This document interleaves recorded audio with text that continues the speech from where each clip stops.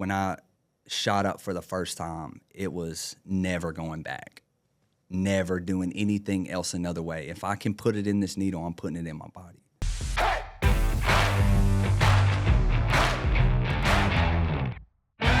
Hello, and welcome to a new episode of Breaking Down Addiction, a podcast brought to you by National Addiction Specialists.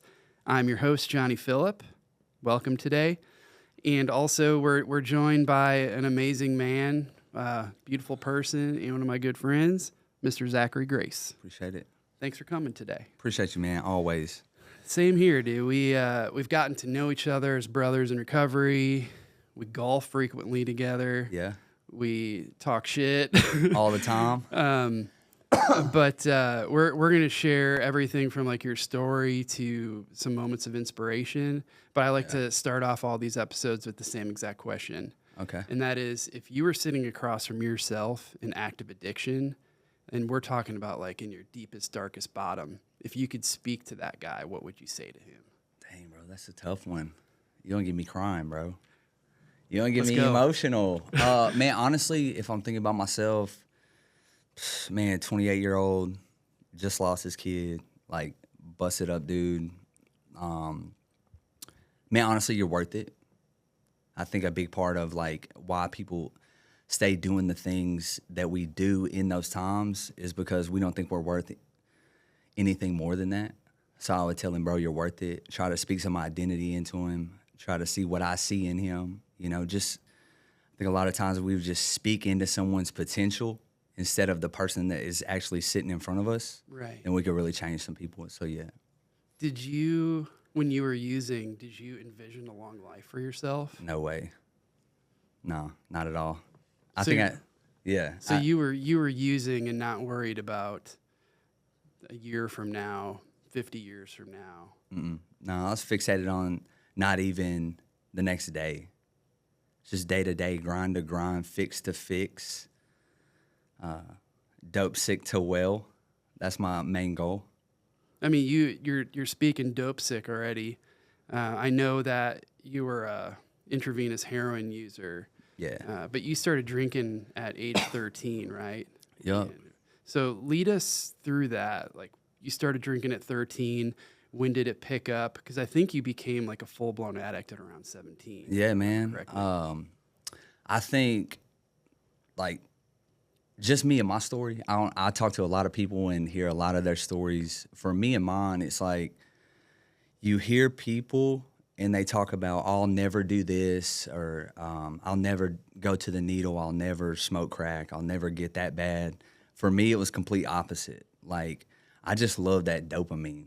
I just love making myself feel different than I feel just naturally myself. Yeah. So as soon as I remember drinking them Zimas, you remember the Zimas? Zima, yeah, That the was my clear ones. first. And I drank them 3 Zimas, and all the, bro, I know you can relate to this, like that uneasy feeling, or I wonder what they think about me. I wonder what she thinks about me. I got a girlfriend, but I want more girlfriends. That just unnatural feeling. When I drank that Zima, all that went away for me. So I don't know about you and your story or other people's stories, but for me, bro, it was like, I'm going to do whatever it takes to feel this way for the rest of my life. You had this calming effect. Yeah. And it shut out all the noise. Shut it all out, bro. It shut it all out. So we're talking 3 Zimas to how, like, walk me through to how did that turn into more drinking, and when did you start feeling withdrawal, and when did heroin enter the picture, all that stuff? Yeah, so it was super quick for me. It was drinking. It was knucklehead friends getting around the wrong people. It was like, hey, you want to get drunk? Yeah, let's do it. Boom, drinking, and then nothing bad happened. So I was like, oh, well, if nothing bad happens here, let's try this, and just see how it all feels. No consequences. No consequences early on. Just drinking to now smoking a little weed, doing a little cocaine. And then I did what I feel like a lot of us do. We settle into like our own little cocktail. Like, if I can have this, my life will be better and your life will be better too, bro. Mm-hmm. So just out of my way. And for me, at like 17 years old, I got a couple little Percocets, a little milk jug full of vodka so I didn't get caught at school. and I'm on to the races. This is vodka at school. Yeah, yeah, just drink that before school, and now I'm like loosey-goosey. Everybody likes me because I'm not worried about what you think about me, so I can just be freely talking to everybody. But the bad thing about it is when you're eating these Percocets every day, one day you're not going to have these Percocets, your stomach starts hurting. And that's where it all started for me. I was like, dude, I don't like the way this feels. And then one of my friends was like, oh, you're going through withdrawals. I was like, what's that? So, yeah. How long did that take from when you, and also the Percocets that you got, was it just from a friend? Like, My try mama. these? My mama would, I mean, if my mom sees this, she didn't know about that. But yeah, Did you just steal taking them? them. Yeah, Okay. taking them from my mama. I was the kind of kid, like, once I found that you can make yourself feel different, I was in the medicine cabinet, bro. Like, it didn't matter what it was. If it said, don't drink grape juice with this, I'm drinking grape juice, like, before I take 5 of them. But yeah, I found she was prescribed them things and started eating them, loved the way they made me feel. How long did it take for you to start feeling those withdrawal symptoms when you started using Percocet to? About a year. Yeah, because I had a steady income, not a steady income, but a steady influx of the pills. I could always get them from her, get around the wrong knucklehead friends, always get them from them. And then when I didn't have one, I felt it, and I was like, oh, I don't like this. How did heroin enter the picture then? Okay. And when? Yeah, so I go from Percocets to not having the Percocets, feeling the withdrawals. And I've never been the smartest guy in this world, but I always had like a little business mindset. So I was like, all right, cool, I'll just get a quantity of these pills, sell them to my little knucklehead friends, and then I'll never be sick, they'll be happy and all this. So that just gets you around the wrong people, around the wrong crowd. So someone introduced me from Percocets to, hey, these are a little bit better, these Roxys. And then, hey, these are a little bit better, these Opanas. And Opanas were around a lot at that time. Yeah, the Opanas, those were like my thing. Those seem like the bridge to fentanyl and heroin for so many years. Exactly. I this think, time. I know for me in my story, that's it. But I think just for a lot of people that might have got prescribed them, that ended up on fentanyl and heroin and other opiates, it starts with those Opanas. I mean, because they're just so powerful. But at the time, they were like, $60 a pop. And then everybody started cracking down. The pill mills were getting busted up and all that stuff was going on. So then a pill that would keep me well went to like $120 for like one pill. So that's where $120 for one pill. $120, Bubba. $120. So how much a day were you spending then? So $120 at least. You know what I'm saying? You get around your friends, you try to split one just to get well. So maybe 60 on a good day, 120 sometimes. You come up on a good day, you get 2 of them, so you're feeling good. Selling drugs to maintain this habit, that brings in consequences with the law.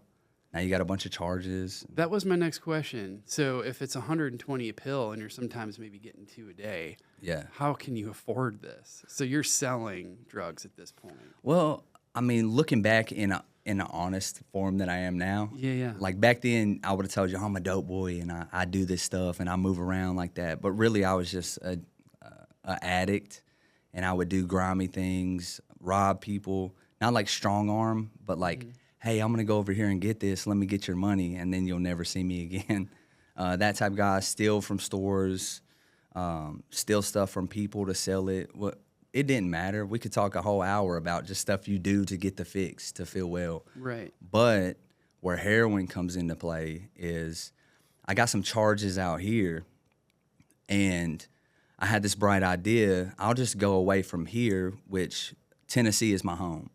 I'll just go away from here, live over here for a while, and then these charges will just kind of go away. So I had magically go away. So I think I was 19. I had the bright idea. I was like, okay, I'm gonna take all my money. I'm gonna leave Dixon. I'm gonna dip to California, and I'm gonna live off the land. Like, that's my bright idea. That's why I tell people in recovery, I'm like, man, if you ever get a bright idea, like, run it by somebody. Yeah. Because our minds don't think very well. But that was my bright idea. But even though it sounded fun, I was really like, man, if I could just get away from these drugs, because, you don't like living that lifestyle. You can make it sound cool and all that stuff, but nobody likes those dope sick nights, those mornings having to do grimy things, your mama crying, begging you to. Nobody likes that. So I was like, well, I got these charges. I don't want to go to jail. I got this addiction. I don't want that anymore. I'll dip to California, get away from all of this stuff, and restart my life. So I go out to California, and what I thought was going to be like this like radical hippie lifestyle really ended up with me discovering heroin, because there's no Opanas out there, and like I know, bro, wherever you go, there you are, like the cliche recovery saying. Yeah, I mean, I know that sometimes, and this is pretty rare, moving your geographical location will sometimes help certain people get sober to a certain extent. Yeah. For me, I come from Milwaukee, Wisconsin. There's 8 bars on every corner. Alcohol was my thing. Yeah. And Miller owned the city. The baseball park that the Brewers play at, Miller Park. The Brewers are named after beer brewers. I didn't know that. I'm learning. So it's like, it is so driven by drinking.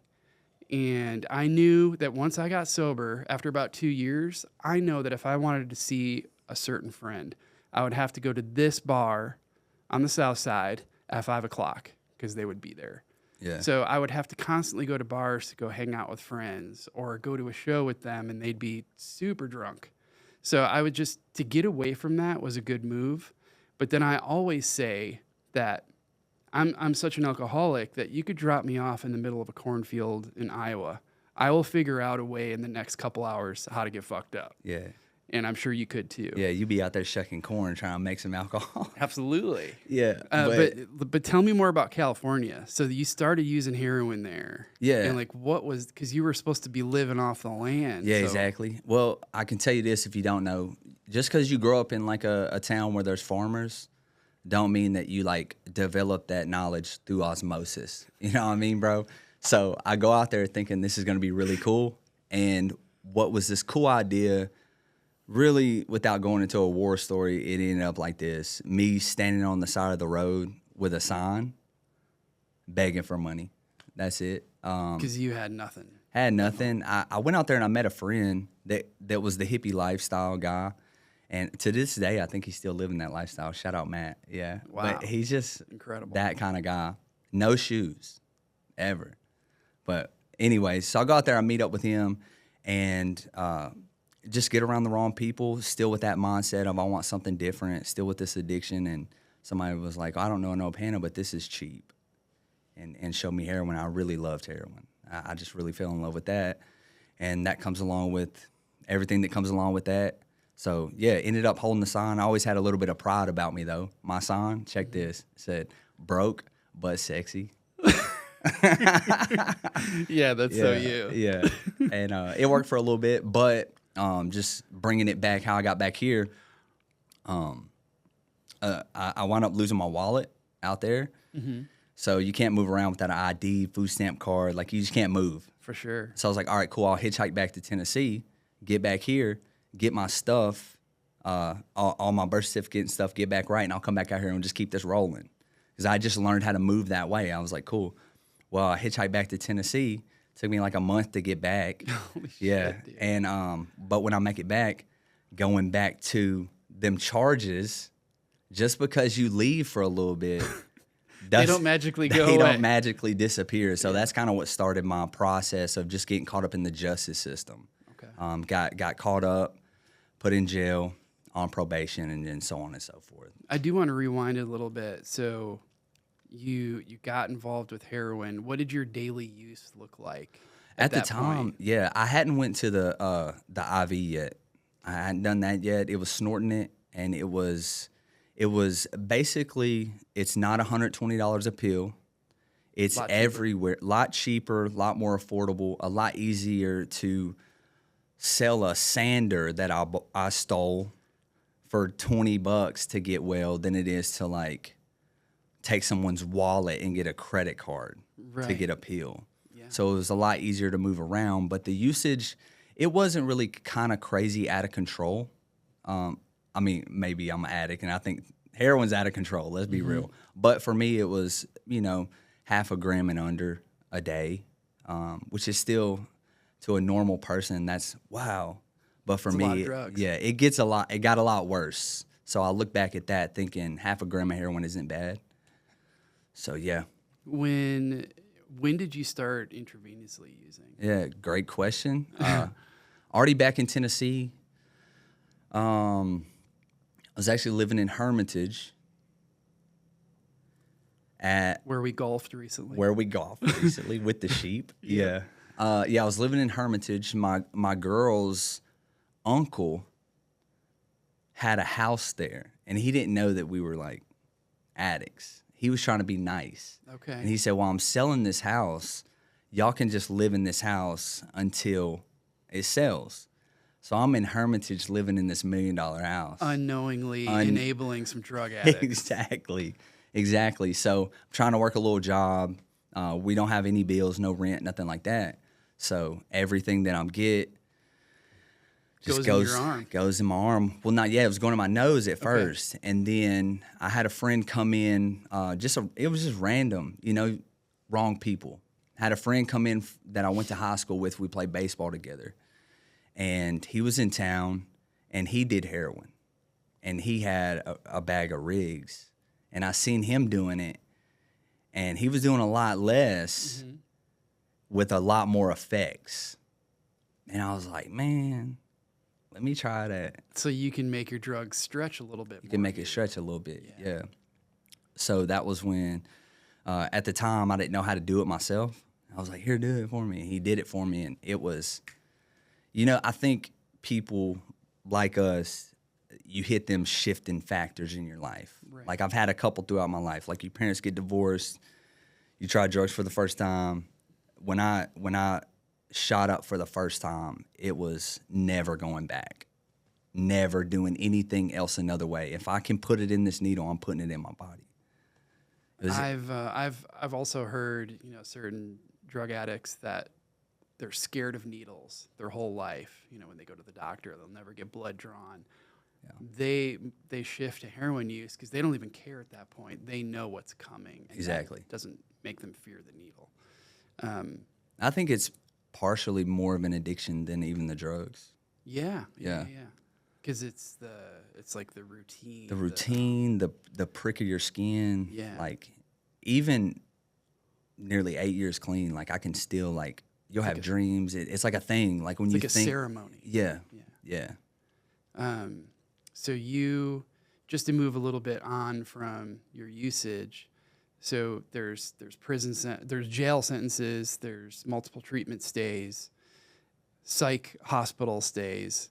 So the last time you put a needle on your arm was 2/28/18. 9/28/18. 9/28/18. Okay. Yeah. 9/28/18. So 2018, which this is pretty lucky for you in your drug use because this is before fentanyl really enters the picture. Yeah, I see people struggling now, and it's definitely different. It's definitely different. You would toward the end of my run, thank God, it was getting a lot stronger. You would ask for heroin, and you would OD off of half a tenth. You know what I mean? Like it was coming around. I was ODing a lot more. I was wake up in the hospital with the tube being pulled out of your throat, like scary stuff, bro. Yeah. But how many times do you think you OD'd in your time? Man, I don't know. Countless. I OD'd so much at one of my dope man's house, he wouldn't let me come by no more. Yeah. Damn. He just kept having a Narcan me. You got kicked out of your kicked out of my dope man's house. Yeah. He was a good one too. I mean, if that doesn't tell you something about your drug use, and you probably still didn't realize the big picture at that point. Found another one. I think that if fentanyl would have been in the picture, you might not be alive. I'd definitely be dead. Yeah. Because I started working in treatment right beginning of COVID, and when we started drug testing people in detox, they would always say "Hey, bro, you don't even need to check that. It's just going to be positive for heroin," and it was never positive for heroin at that point. It was all fentanyl. Yeah. And they're like, "Yo, my dealer said he was giving me good stuff." And I'm like, bro, you're gonna trust your dealer. Yeah. So I'm glad that you didn't start using fentanyl intravenously. That you would be dead. Yeah. But what made the shift with those psych hospital stays, jail sentencing, multiple treatment stays? What made this shift for you, and what happened? To get clean, Yeah. my kid. I will get emotional talking about my kid, bro. So, dude, I get it. Yeah, I get it. you're a dad, man. Yeah. And like, shout out my dad. We got a great relationship today. But growing up, my dad wasn't around to be the type of dad that I always wanted, like to throw the football in the yard type dad. You know, my dad was really hard, great provider, nothing bad ever, but it wasn't like a great relationship. So when I found out I was having a kid, I was actually locked up. And when I found out I was having a boy, I was on the jail phone. And she told me, yeah, I went to the doctor, he's a boy. And dude, it was that moment where it was like, I want to be a dad. You know what I'm saying? And like you're hearing this through the phone Yeah. in jail.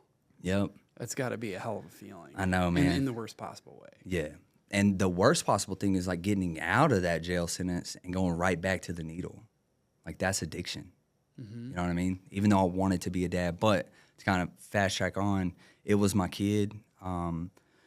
Due to mine and her decisions, like our kid, he was taken from me the day he was born. Just, nothing bad. So lost custody. Yeah. The moment he was born. The moment he was born.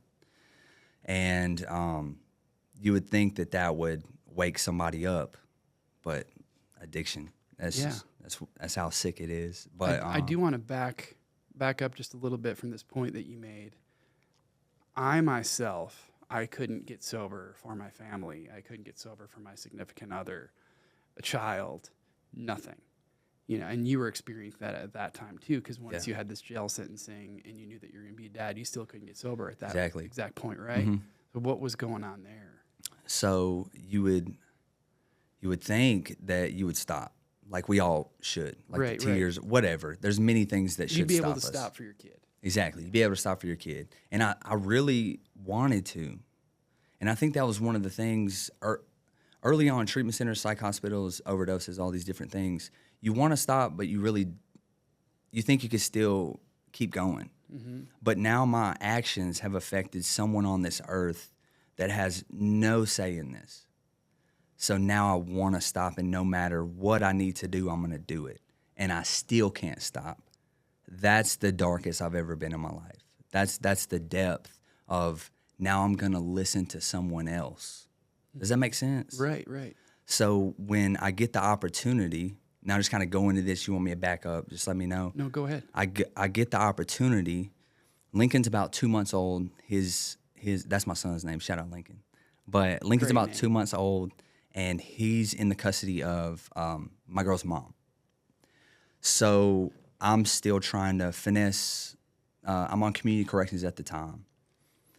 And that's where you have house arrest, all this stuff. So I'm trying to run around and do what I want to do while still do what they asked me to do. Well, I get caught. You're still messing around. Yeah, still messing around. You can't fake a drug test when you're drug tested twice a week. It's impossible. I tried it. Well, I'm sitting in front of my parole officer, and she's like, hey, you failed like 3 drug tests. And this is where I seen God like really come into my life is my community corrections officer that was seeing me every week. She took some time off, and she was literally, I had told this lady, hey, I can't stop using drugs. Do what you must. I can't stop. I've tried. Well, another lady with some fresh eyes and maybe like some fresh compassion sat in front of me, and she said, instead of sending you to prison and doing the rest of your time, let's try treatment again. And I said, okay. And then she said, let's try a year of treatment. And I was like, no. You had a boy, and you're I like, I can't give up a whole year of his life, I know. right? Yeah. But I'm not a mathematician, but I know 1 year is a lot less than 4 years sitting in a cell. So I said, okay, let's do it. And that led to 9/28/18, me putting the needle in my arm for the last time. I sat in her office the 27th. She said, you got to check in on the 28th. And I checked into that treatment center 9/28/2018. And I pulled up. It's up on a hill. There's a gas station right in front of it. I pulled into the gas pump, did my last shot, and something told me that that's the last one. I threw the needle out the window, pulled up into treatment, and I've been clean ever since. Did you feel something physically and mentally, spiritually that last usage where you're like, Looking back, I'm fucking done. I'm done, bro. I'm done. I knew it was my last time. I knew it. I knew it. I didn't know how I was going to do it, but I knew that I was going to give it everything I had. And there was just something in that moment. Like, I can vividly think back to that moment, throwing that needle out and just knowing it's the last time I'm doing this. No, that's super powerful. Yeah. You were taking your power back, and you probably didn't realize it at that Yeah. point. Yeah, so tell me about this woman and how God entered your life at this point. Okay. Because I know that you're a big faith-based guy. Yeah. And this is a big part of your community and your story. Exactly. So after, I'll just kind of fast forward, and then it'll make sense. Cool.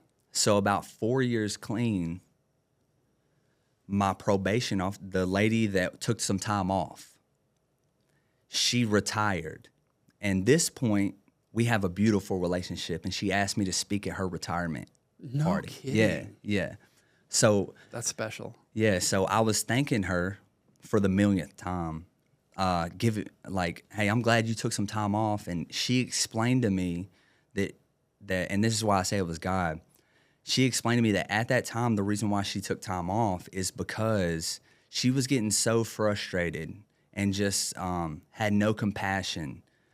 And God told her, hey, you need to take some time off, okay? Because she's a woman of faith. Now, She was burnt out. She was burnt out, compassion fatigue, dealing with addicts every day, giving her BS after BS. So she took some time off. Good. That's good for her. Exactly. And it ended up working for you too. Exactly. Because if she would have not took time off, she would have just been like, I'm signing this warrant by. That's how she felt. But I had a fresh eyes in front of me that gave me an opportunity. But I didn't find out about that 4 years later. And it did something to me in that moment. We're like crying and hugging each other. Mm-hmm. And I was like thanking God, like, thank you for speaking to her, because I don't know what would have happened. You know what I mean? Yeah. Yeah. There's moments like that in all of our stories where it's like, if this one thing didn't happen, I wouldn't be here right now today. Yeah. Thank God for her. And what did it look like getting your custody back of your son at this point too, and all of that? Yeah. That was a whole another list of problems, you know, as we think when we get clean, everything's going to be like, I want a parade because I'm clean. You should drop all. Yeah, everything's going to be great. Well, I go through this year-long treatment center. One of the most difficult things I ever did. Had so many different spiritual experiences through this treatment center. 3 months in, realized I ain't thought about using in 3 months. For a guy like me, that's a huge ordeal. So I kept going. 6 months in, I ain't smacked nobody in their face in 6 months. Like, something internally is changing. I'm growing. A year goes by, I graduate. Just loving life, but now I got no license, no job. No money. Just coming out of treatment, you know? But I go down the road, and I hear this guy's hiring. I walk in. I say, man, I don't know nothing about nothing you're doing here, but I'll be here every day at 7 if you'll give me a shot. He gave me a shot, $12 an hour. I'm sober, $12 an hour. I got a sponsor, and I got a meeting house and a relationship with God, and I go to church. And I just kept doing these things. And I had good men around me, so 18 months clean, I was able to walk into a juvenile courtroom, and they gave me full custody of my son. 18 months clean. Still didn't even have my driver's license. Oh, my God. Yeah, but they didn't know that. So you couldn't bring him to daycare? Oh, I did. Oh, yeah? Okay. Okay. I did. Probably not the smartest thing, but I did. You were doing what you had to do as a dad. I was doing what I had to do as a dad. And, yeah, man. But that was what kind of made me get my license back, because I'm driving him to daycare like I'm going to get pulled over. Clean, sober, sponsoring guys, no license. What am I doing with my life? So I started making the decision, I'm going to do whatever I got to do to get my license back. And I just blew it up in my mind, because I had stuff in like Kentucky and Murfreesboro and all these different places. I just started making phone calls and like did the work, and I got my license back in like a week. It was super easy. Incredible. Yeah. It was about $4,000, but it was. Yeah. But I did the work, so then you can't tell me nothing now. Mm-hmm. I got a driver's license. I do want to back up, just because you're such a faith-based guy. Did this woman give you a Bible? Was there a spiritual awakening at this point? Yeah. I kind of want to know a little bit about that, because you kind of like ease this very calm spiritual guy Yeah. Through and through when I hang out with you. If you got a second, I'll tell you kind of like a little story. I got all the time in the world bet. I love it, bro. So I'm locked up. Lincoln is about to be born. I'm locked up. And when I'm locked up, there was a guy coming into the jail trying to do celebrate recovery classes, one-on-ones. CR, I hear great. CR, yeah. So I'm in a solitary cell because I got caught doing drugs in jail. You know, a bunch of crazy stuff. I said, well, if it'll get me out of the cell, I'll talk to you. So I began to go and talk to this guy one-on-one, and finally I asked him, I was like, man, what do you get for coming in here? Because the extent of my relationships with other dudes are like, what do you get? What can I get from you? And for this guy to come in and just be like really caring for me, that's where God began to work, like show up in my life. It wasn't someone telling me, God wants you to do this. It was somebody showing me like the love of a higher power. That's what changed me. So I began to listen to this guy, and then keep just tracking forward. Now, this guy worked at the center that my parole officer sent me to or suggested me to go to. Okay?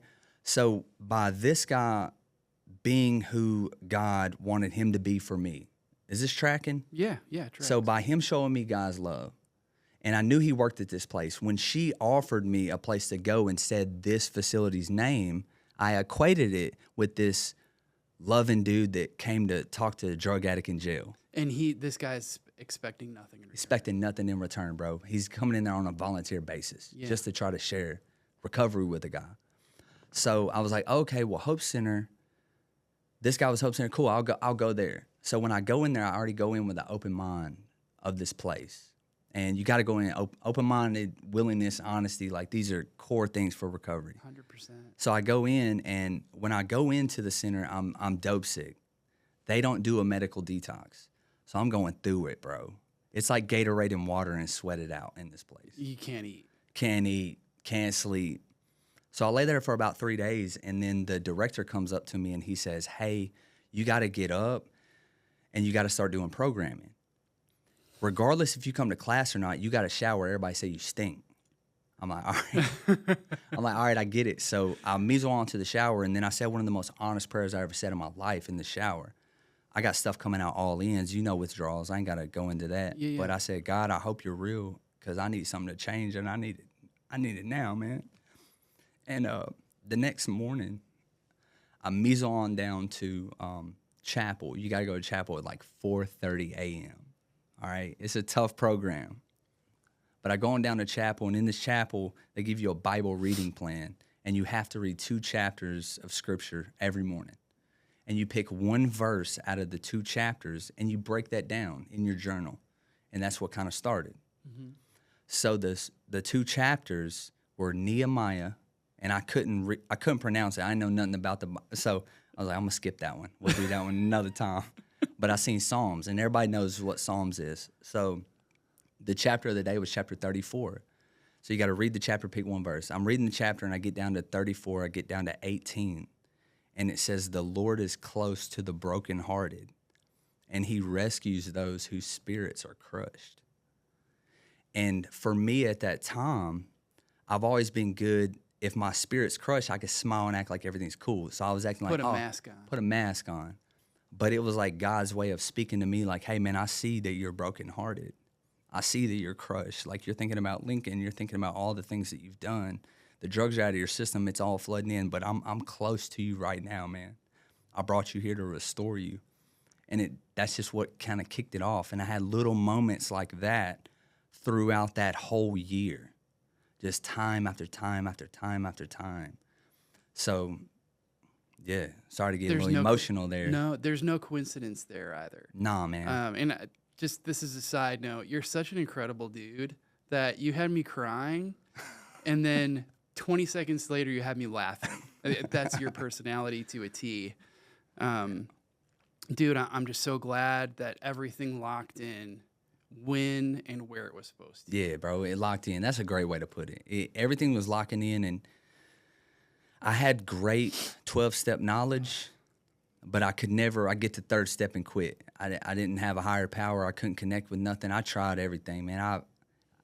I draw pictures with like lions on rocks and try to pray to them. Like I'm trying.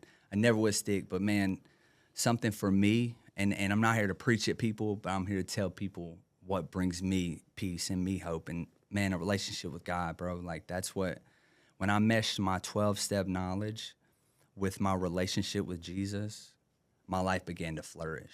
So you become unstoppable. Yeah, for me. Things, yeah. Locked in. Mm-hmm. You didn't believe that you can get sober at this point. Like, what stopped that disbelief? The 3 month, 6 month, like being in a structured environment, held accountable. I can't go get drugs. That's one thing.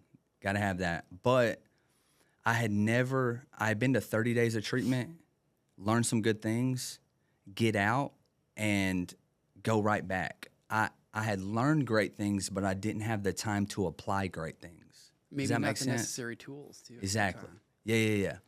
A longer-term program seemed to suit you. For me, well yeah. I think there's a fit for everybody out there. For me, it was long-term, and it's exactly what I needed. And the time was huge for me because the time, you're going to go through things in a year. You might not go through things in 30 days. So I had great coping skills and tools, but with that year that I had time to go through things. I went through a lot in that year, a lot of ups, a lot of downs. And those down moments where it's easy for a guy like me to revert back to what makes me feel good, which is my drugs, my alcohol, my women. I didn't have those things. I had to find another solution. So it forced me to rely on God in those moments. And then in some sort of way, through forcing me to rely on God, it taught me to rely on God. Because I seen he pull me through every time. Every time I would have a down spot, and I'd be like, man, God, I need you on this one. He'd pull me through. You got introduced to this new thing that's going to help you through your entire life. Yeah. In the whole best way possible. Mm-hmm. What kind of tool? This is a double-sided question here. What kind of tools worked for you at that point when you were, like, let's say that first year when you're getting sober? First year out of treatment or in? I would say in, and then what does that look like today? How has that evolved? Because I find that recovery for me and many people is the more curious you get, life gets in the way. Different things that worked before maybe might not work today. Yeah. And you need to find different tools and practices. That's an amazing question because you're so right. I wouldn't say evolve and change. That's a perfect way to describe it. Because my recovery at a year is not my recovery at 8 years. That's just it. For me at a year, it was a lot of scripture. I love scripture, man. That's just who I am. I love scripture. I love breaking down scripture. That's who I am. Awesome. I love how it lines up with AA. I love how the big book, so to break it down, a lot of scripture, a lot of prayer. I think if you had a secret sauce to my recovery, it's prayer, prayer life, spending intentional time with God. That's those three components in me. Intentional time with God in the morning. Now I'm not saying I'm perfect, bro. Like I don't get up every morning, but when I do, my days are perfect. When I start my day setting my mind on things above, like the scripture tells us, instead of like, what I got to do, I got to do this email, I got to make this phone call. When I can take 10, 15 minutes and say, God, all right, before we get going, let's fuel up. Like, talk with him, get centered myself with him. That's huge for me. I also think pouring into other people. Like service work. Service work is huge, bro. Service work can keep you sober. I know that you still do a lot of this to this day because I'll see photos of you speaking at a church. Yeah. I know that you still talk at recovery groups. Like what? And sorry to interrupt, but what does today look like that's helping you? Today, so early on, a lot of meetings. Went to a lot of meetings, met a lot of people. I don't go to a lot of meetings no more. Some people be like, you don't go to meetings. I'm the same way, and they people could say what they want. Yeah, I don't care. It's what works for you right now. I think overall, I look at recovery like a tailor-fitted jacket. I'm a big fashion guy, You got the gear. You know what I'm saying? Yeah. My tailor-fitted jacket from Men's Warehouse isn't going to fit Johnny. You know what I'm saying? If you put my jacket on, it's not going to fit you right. Right. That's how my recovery is. I found what fitted me. Now, you can try mine on and it might fit you, but keep trying stuff on until it works for you. What works for me today, I go to therapy. You know what I'm saying? Every Monday I'm in therapy at 4 o'clock. All right. I go to a therapist. That's been a game changer for me. Just another male therapy. Also, I pour into other guys in any avenue. I'm one of them guys that think it's our responsibility not to say no when somebody asks you to tell your story. When somebody says, hey, man, can you come pour into I got some guys in detox that need somebody to tell their story. I'm there. So always say yes. Always say yes when somebody asks, okay? I think still a scripture guy, still a church guy, not really a meeting guy no more. Nothing about that, nothing bad to say about that. I just found what works for me. And that's okay. You have these other things that you're implementing. Yeah. And staying present, staying in the moment. You know, I could be here, but I'm thinking about 10 other thousand things. Which is easy to do. Easy to do. Yeah. But when I take time to, like, if my kid wants to throw ball, let's throw ball with my kid. Not like, hey, hold on, let me shoot this email. So those are big things for my recovery, man, staying present. That's a great thing to think about. And I think all of us listening to this right now, they could take that piece of advice and go pretty far with it. Yeah. Like, put the phone down, whatever, like your wife, your partner, your son, your daughter, your mama, your dad. Yeah. You know, like whatever. Get enriched by that experience, because that experience will never happen again. Hey, I'm going to listen to this back and remember what I said and start applying it. Because these days, you know, we can say good things, but it's hard to apply these things. So we need reminders. It happens. Yeah. You know, a big tool that I've used in the last year is being outside and playing golf. And I know it sounds ridiculous probably to some people, but there's nothing better than being outside, and golf is a lot like recovery to me. So many If you parallels. focus on this one shot and you screw it up and you get upset, it's going to affect your next shot and so on, and you're going to play terrible and you're not going to have a good time. Move on to the next one. You're going to play better. You're going to shoot better. Have fun. Yeah. What are some, because I know that you have some, but what are some non-negotiables in life and recovery for you? Non-negotiables? Yeah. What do you mean by that? Explain a little bit. Something that you're like, I will not back down from this one ticket item. Like my spirituality, I'm not backing out of that for anything. That's a non-negotiable. Okay, that's a non-negotiable. Your son. And then are there any recovery tools too? It sounds like therapy. Is Okay. one. Okay. Non-negotiables. So you're in therapy, not really going to meetings anymore, service work to others. I guess maybe we talked about those non-negotiables. I mean, those are great. Yeah. I've never been asked that. Non-negotiables. I think for me, it changes. I don't think there's no non-negotiables. If I'm always willing to add things. I'm always remain teachable. All right. If you would have asked me a year clean, what keeps me clean? My answers are completely different than what keeps me clean at 8 years. So if I would have had non-negotiables at a year, would I be where I'm at today at 8 years? So I'm always willing to drop some things off that aren't working good for me in that season. I'm also willing to add some things that might be something new. Does that make sense? Right. Yeah. Moving on from that, you were a youth pastor. Love it. Tell me about how you got involved in that and how long that lasted. Okay. And you're helping these young men, right? Yeah. Still something I'm super passionate about. Well, I was working a regular job, $12 an hour, and I was annoying everybody that I come into contact with like recovery and Jesus. Like that's all I talked about. That's all I did. So I just felt like God was speaking to me in my own way. And I'm not here saying I hear the voice of God, nothing like that, but I do feel nudges. And he was speaking to me that like he wanted more from me. He wanted more out of life than just punching a clock. So I started fasting and praying, you know, like really trying to take it serious on like, I look at fasting like it'll quiet your flesh so that your spirit can speak louder. How long were you fasting for? Man, not long. Okay. I'm not that guy that's no 40 days, 40 nights type stuff. No, I would just kind of drop some things off that feed my flesh.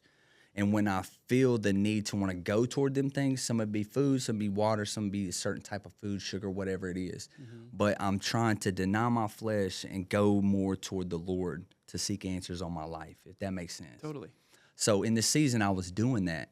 And during that fast, I started getting mad messages from like parents on my Facebook. Because I do a lot of Facebook content too. Mm-hmm. So they were like, hey, my son got caught doing this. Can you talk to him? My daughter got caught doing this. My son.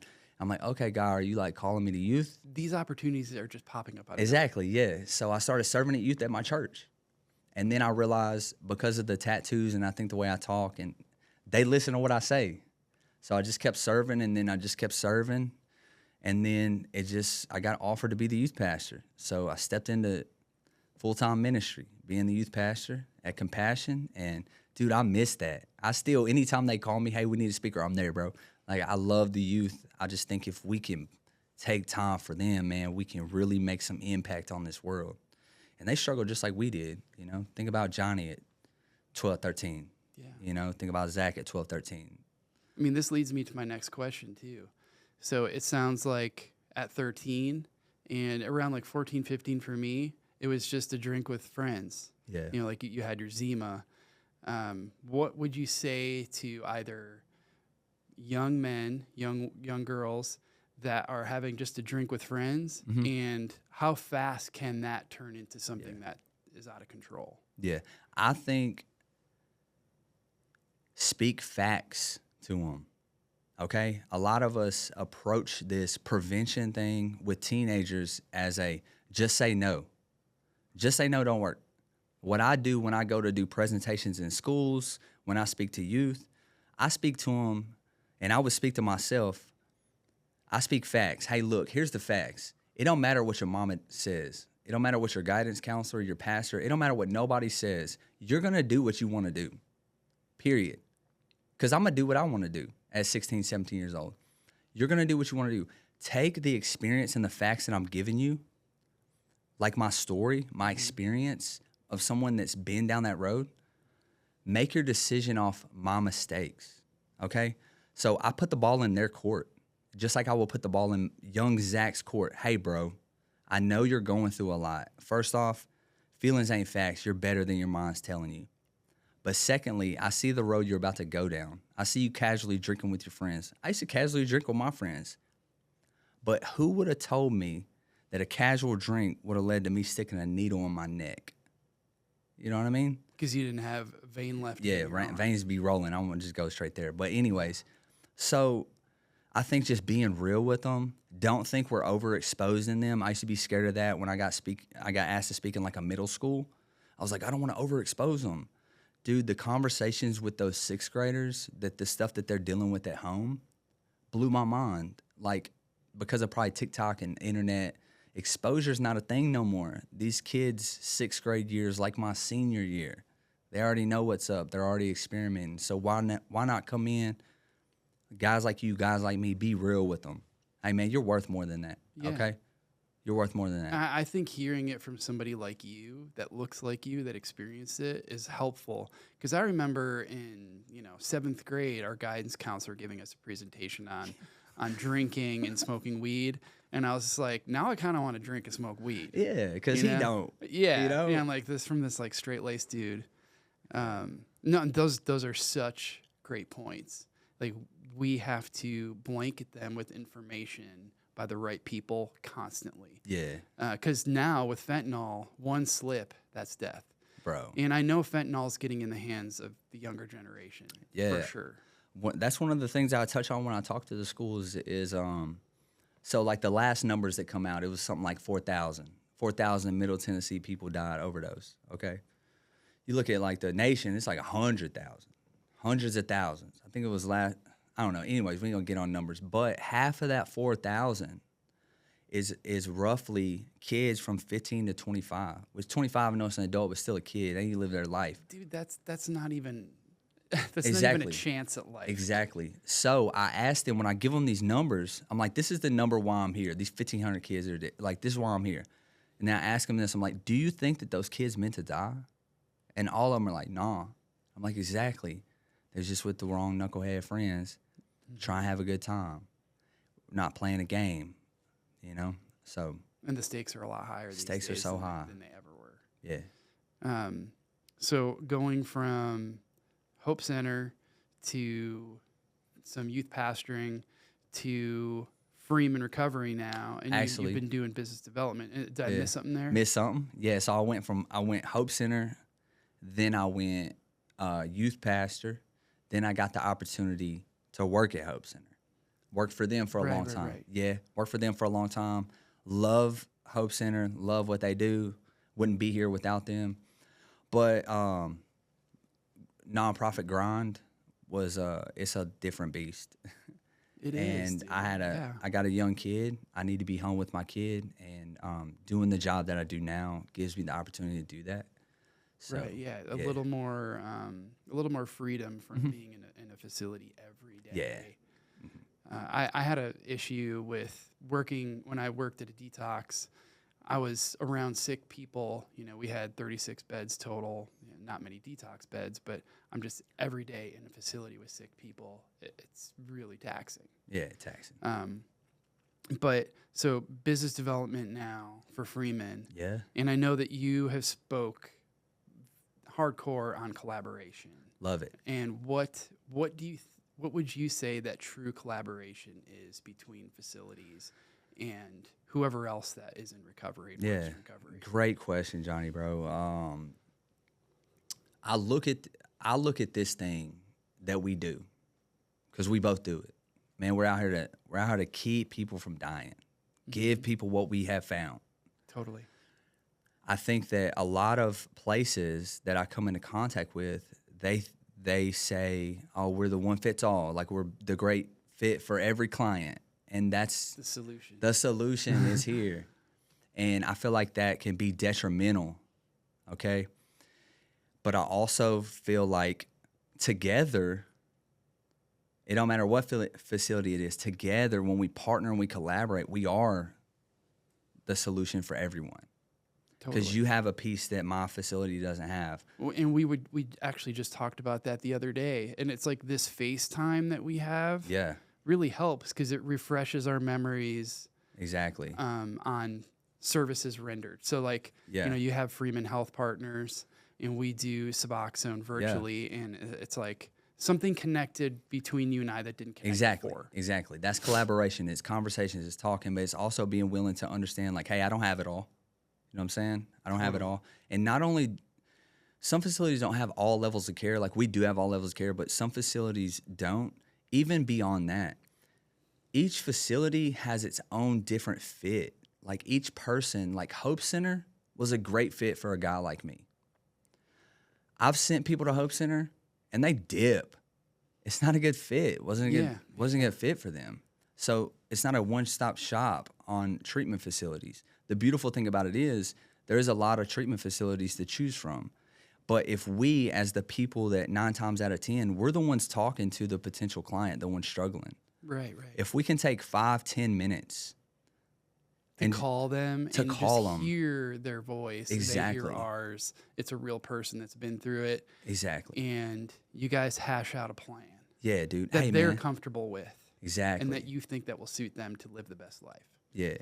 One of my main questions when I talk to anybody that's struggling, I said, man, in a perfect world, where would you end up?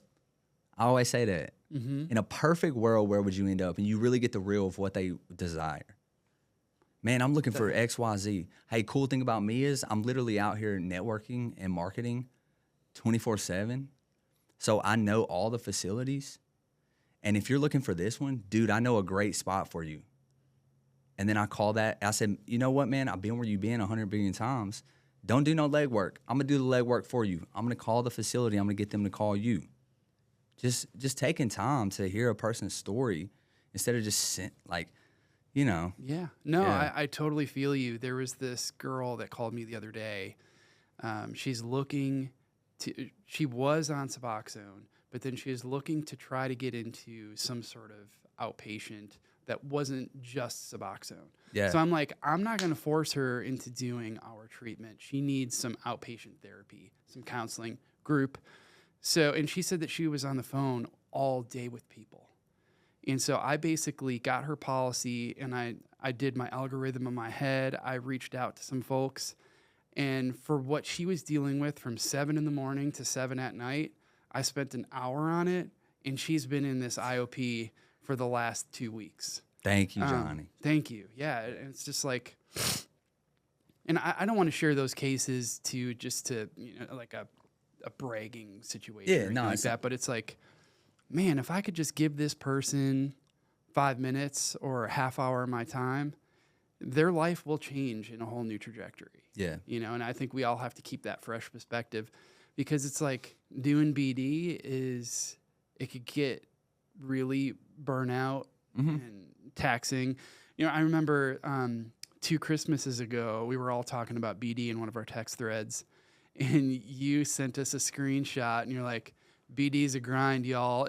My phone just said in 191 miles, turn left. Yeah. And I was like, that's how it be. We do what we do to help people, and it's good to keep, and also just have these conversations weekly, daily, to keep that fresh perspective. Yeah. We do talk to a lot of family members, you and I, and many people in BD. So, for parents listening right now that are just hopeless for their child, what would you say to them as a man in recovery, also a dad? Awesome. Man, tough question. You hit me with the bangers. Thank you. First off, I would encourage them. It's not your fault. I don't know if that's cliche to say, but I speak with a lot of moms and dads, and they think one of their questions to me is, what I do wrong? It's not your fault. You would have that same question about your son, I'm sure. Yeah. Right? Exactly. Yeah. Also, you can't fix it. All right. But I would encourage them, reach out to anybody. I'm not going to say call me. I'm not going to say call Johnny. Just reach out to somebody and understand the difference. And I'll educate them a little bit here if they're listening. Understand the difference between enabling and helping. I deal with a lot of families and coach them through that, and that really helps. They probably don't know that they're enabling. Yeah, so a lot of people, my mom was the same, you know what I'm saying? My parents were the same way. They were actually enabling me, but they didn't know, because it's coming from a place of love, but it could do a lot of harm. And then us, the addicts, we're going to manipulate We're going to manipulate them. I'm going to keep doing it. We're going to keep them doing what they're doing so we could do what we're doing. Exactly. It's a real quick rule of thumb, the difference between enabling and helping. I'll share that with you real quick. Yeah, please. So enabling is doing something for someone that they can do themselves. Helping is doing something for someone that they can't do on their own. Okay? So example, if I call you for money, you can get a job and get your own money. I don't need to give you money. Mm-hmm. That's me doing something for you that you can do on your own. Right, right. Okay?